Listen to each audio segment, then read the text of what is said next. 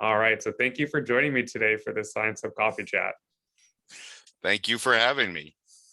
Absolutely. So just as a kind of brief overview, today's just supposed to be a really short, informal chat so that I can help students kind of see what kind of success tips you have for them, how to connect with you as a professor, especially knowing that some students might be looking for other things than just getting a good grade, but might be looking for letters of recommendation someday and that kind of thing. So really just kind of overall success tips. But first, always to get started, what I like to ask is, what got you interested in teaching? What got you interested in the field that you're in mathematics? I will say that for teaching, in a way, I always liked my teachers, so to speak, but I didn't think of myself as like that was a thing I was going to do until sometime in middle school.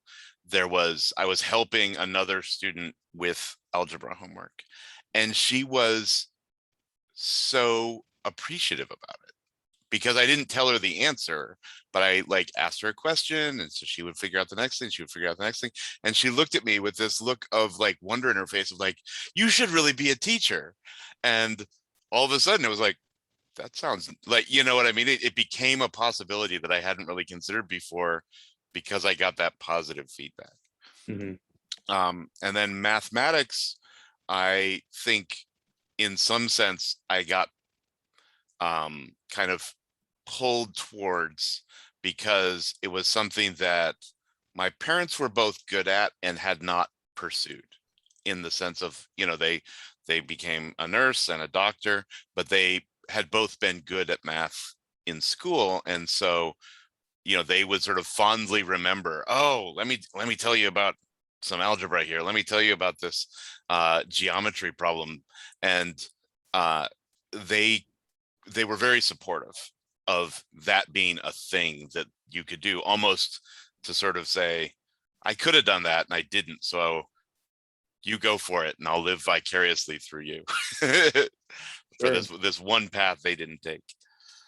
Sure. So then going off of that and hearing about your experience and the experience you have with your parents, that's so different, I think, than what we typically hear and see with students taking math. There's a lot of this being fearful of taking math, this math phobia that students have. So what are your suggestions for students who are coming to VCU, who are getting ready to take a math course with you? How do you see them best overcome this fear of themselves taking math, or how do you see them really getting a spark of interest for math? One thing that I think that by the time students are coming into college, a lot of the time they've already made an opinion for themselves of whether math is a thing that they are good at or a thing that they are not good at. And math is much less talent-based than people think it is. Nobody was born knowing the Pythagorean theorem. No one was born knowing how to solve an equation. They're all learned skills.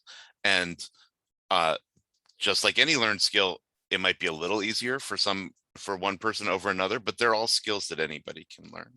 And there's definitely sort of a myth that, I hit this moment and at that moment, I don't understand any math. I went in algebra 2, suddenly something happened and I can no longer do math. And first of all, everything that you already learned, you know how to do. You've done math for 12 years, at least. You know all kinds of math already. The challenge is recognizing that a new thing is a skill to be learned and builds on the math that you already had. So remember, even the basic arithmetic turns out to be really, really important. And if you remember factoring, not factoring from algebra, but factoring of numbers, that helps.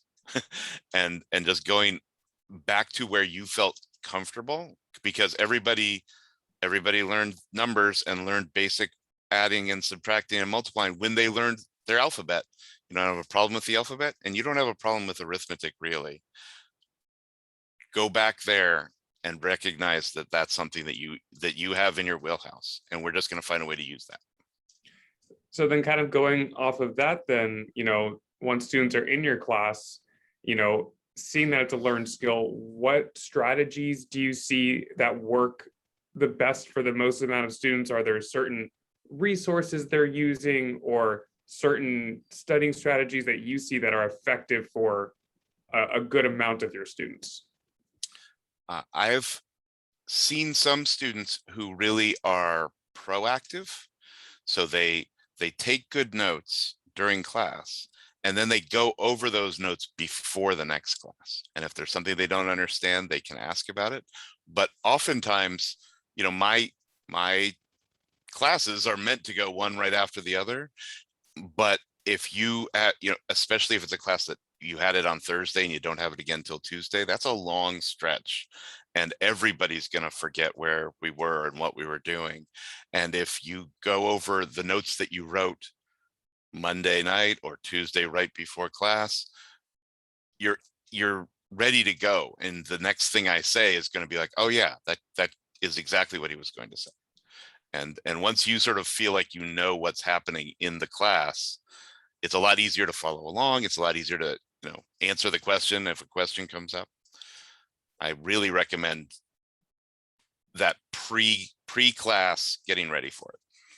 Sure. And then outside of class, are there any resources that you see students using that really tend to help them a lot, or not so much? It varies. For some students, Khan Academy really speaks to them and it works really well. For some students, the My Math Lab homework that I give, there's problem sets that you can do to practice. And for some students, using those that have tools that let you see an example and so forth really work well. It pays to experiment, and it pays to, if you're not finding something, it pays to come to office hours to find out if I have some other ideas of things that you could check out. Sure. Well, speaking of office hours, I know something that can be intimidating for some students, or that they're not always the most comfortable with, or is engaging with their professor. Is there a certain time that you like them to talk to you? Like, do you prefer like right after class or before class versus office hours?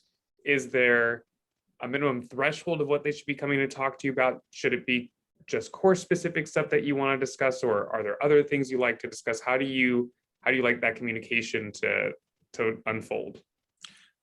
Well, I like to know ahead of time, in the sense that if you want to come and chat about something, you can just tell me you're coming and chatting about something. And if you're coming and talking about a particular homework, we can talk about that. But like, if I know the agenda ahead of time, I can sort of set my mind to be, that's what we're talking about. Because I'm very chatty. And if you just come in and are polite and start talking, I'm just going to start talking. We might never get around to what you want to talk about. In terms of before class or after class, there's one class I have that is right before another one that's across campus. And I will say in that class, normally I like talking after class, but I can't on this one because I have to go run. So don't take it personally that I'm not answering a question after class. I've got to go. But if you email me, or if there's another time, we can do it. If I don't have that time pressure, I like it when students come after class, because oftentimes they're asking, I didn't get this about the class, and 9 times out of 10, that's something that I should talk about to everybody and just start the next class with. Great. So sometimes they almost inspire you to kind of go over with the entire class again, like that concept. 100%. I mean, it is unquestionably true that if a student has any question, whether it's directly related to that class or not, the chances are very good that 10 other students have that exact same question and just didn't come and ask. And so it's almost always worth it. And often it's the case of like talking it, trying to answer that student's question. I'm like, oh, that's a better way to say it. Next time I will say it this way. That's fair. Well then, speaking of communicating with you and the right time to do it, at VCU, I know that we get a lot of students that have a lot of complex lives, not just with school, but a lot of them are working or have family issues they're dealing with, or health issues. How do you like them to communicate with you when something comes up? And also, what does the flexibility look like? I know a lot of students sometimes are hesitant to ask because they don't know if there is flexibility of like, life happened, are you willing to help me type of thing. Right. And one point I will say that's really true is the sort of truism of, if you don't ask, you can't get. And it really doesn't, in my experience, it doesn't hurt to ask. The worst that you're going to get is somebody say, no, I can't really do that. But they're not going to like put a mark on your grade book that says they asked for something and I'm mad about it. That doesn't happen. It's perfectly fine to ask, and the worst that's going to happen is, no, I can't. But most of the time, professors, certainly I will try to meet you some kind of way, especially I understand that life gets in the way. And if there's I was going to come take this test and all kinds of things happened, and that's why I wasn't able to be there. Please, please, please. I'm like, relax, we can make it up. There's a way to make it up. There's the VCU is fairly resilient in the sense of there's a way to make up a test. In the most extreme example is a student that that somehow can't make it to the final exam. That's not the end of the world. We can make it an incomplete and give you a final exam the next semester when you come back from whatever. That's not what you want to do, but sometimes you don't have a choice. Sometimes that's the way circumstances are. I recommend email to communicate with me. I think that can sometimes be frustrating to students because it's asynchronous and they're usually asking for something and they're concerned about it, so they want to know right now. And my email replies aren't going to be right now. But if I have the email to work with, I can be like, okay, this is on my to-do list. If I need to make arrangements, I can go talk to somebody and make arrangements and then come back to it and reply and say, here's what I was able to do. Sure. Thank you for that. I know it's always, those more complicated questions where students are just not sure whether to reach out or not and how to do so. So I appreciate you kind of telling even what format they should be using.